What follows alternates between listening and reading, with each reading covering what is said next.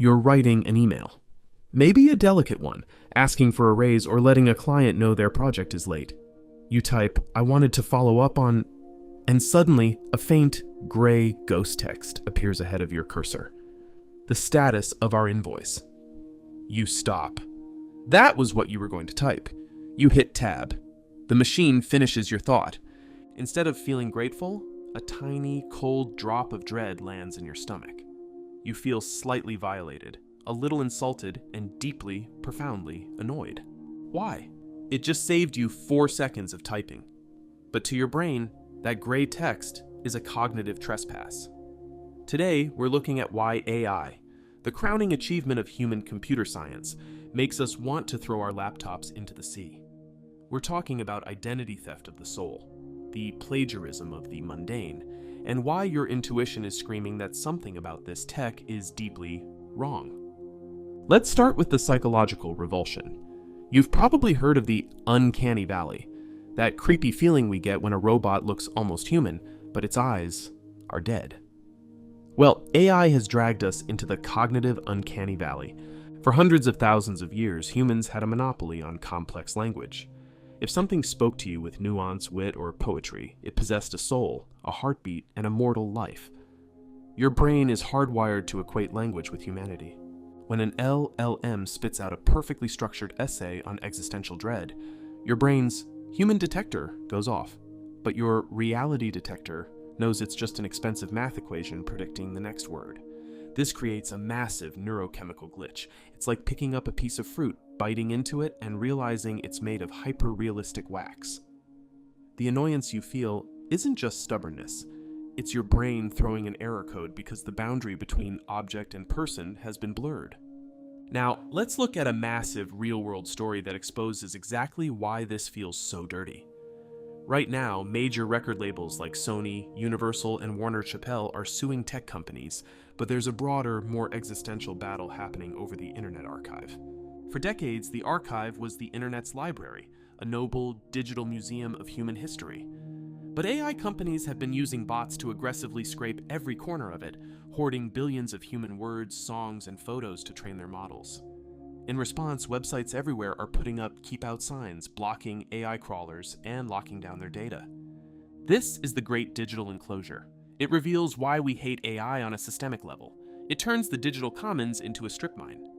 Every recipe your grandma posted on a forum in 2008, every heartbroken blog post you wrote in high school, every bad fan fiction, it wasn't just data.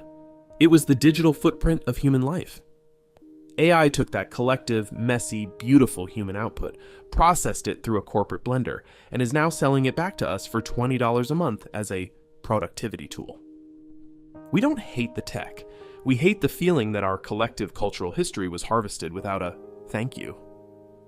We've all seen the LinkedIn influencers posting how I used AI to write 400 blog posts in 10 minutes. And when you read those posts, they all sound exactly the same. They use words like delve, testament, beacon, and in conclusion. This triggers our authenticity radar.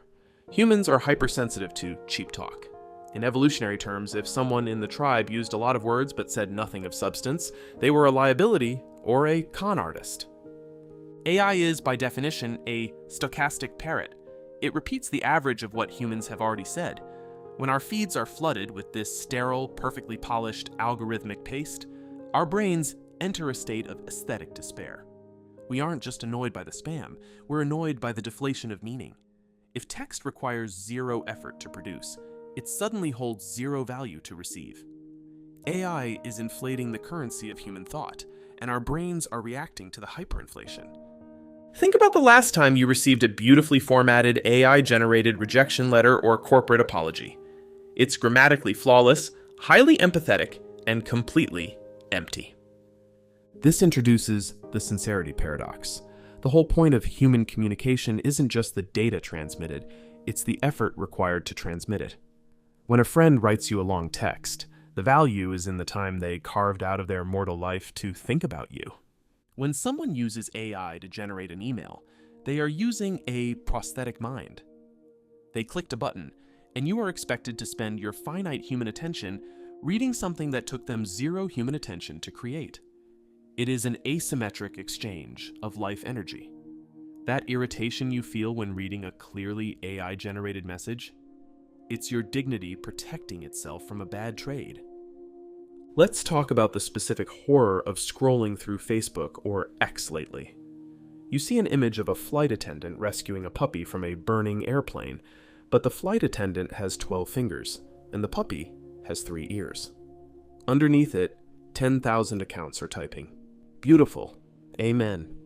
Those aren't people. Those are bots talking to bots, feeding on content generated by bots to optimize ad revenue for bots. This triggers the ostracism response. As social animals, our greatest fear is being left out of the tribe or stranded in an empty wasteland. Walking into a digital space that looks alive but is actually a closed-loop automated simulation feels like walking into a ghost town where the mannequins are moving. It's a profound sense of isolation. The annoyance is actually a mild form of panic. The realization that the digital campfire we've gathered around for 30 years is suddenly being crowded out by synthetics. So, why are we so protective of human flaws? Why do we fiercely defend the weird, messy indie artist over the flawless AI generator? It's because of the artisan tax. We value things because they are hard. The brushstroke that went slightly awry, the cracked note in a singer's voice, the weird plot hole in a novel. These are the fingerprints of human struggle. AI removes the struggle. It gives us the product without the process. But humans are obsessed with process. When you look at an AI image that took 3 seconds to prompt, you haven't been hacked by the artist's labor. You're getting all the visual features, vibrant colors, perfect lighting, with none of the human connection, the knowledge that someone spent 3 weeks crying in a studio to make it. It's empty calories. It's the digital equivalent of eating a 0-calorie sweetener. It tastes sweet for a second, but it leaves your soul feeling starved. At the end of the day, hating AI isn't about being a Luddite. It's actually a sign that your humanity is fully intact. Our resentment towards the algorithm is a healthy defensive reflex. It's our evolutionary software reminding us that language, art, and thought aren't just outputs to be optimized. They are the literal threads that connect one isolated human consciousness to another. AI is an incredible tool for sorting spreadsheets, debugging code, and analyzing data.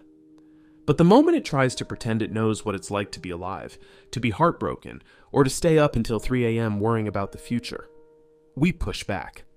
So the next time you roll your eyes at an AI-written caption, don't feel guilty. You're just participating in the great human tradition of demanding the real thing. If you prefer your content written by a real, flawed human who definitely drank too much coffee to make this, hit that like button. Subscribe for more deep dives into why the future is weird. And tell me in the comments, what's the most obvious, ridiculous piece of AI content you've stumbled across recently? I'll see you in the next one.